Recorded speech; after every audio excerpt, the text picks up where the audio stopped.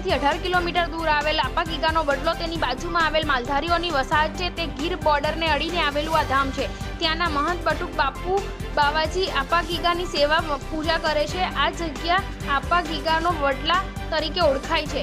અહીંની જગ્યા અતિ સૌંદર્ય જોવા મળે છે। ઘણા શ્રદ્ધાળુઓ આપા ગીગાના વડલે આવે છે। અષાઢી બીજના તહેવારને લઈને આજે રામદેવ પીરનો નેજો ચડાવવામાં આવ્યો હતો અને સામૈયા કરવામાં આવ્યા હતા। બપોરનો પ્રસાદ શ્રદ્ધાળુને પીરસવામાં આવ્યો હતો। અહીંયા ભોજન અને ભોજન અવિતરણપણે ચાલુ હોય છે।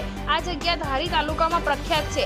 અહીં શ્રદ્ધાળુઓ આપા ગીગાના વડલે આવે છે પોતાની માનતા રાખીને ધરવા માટે।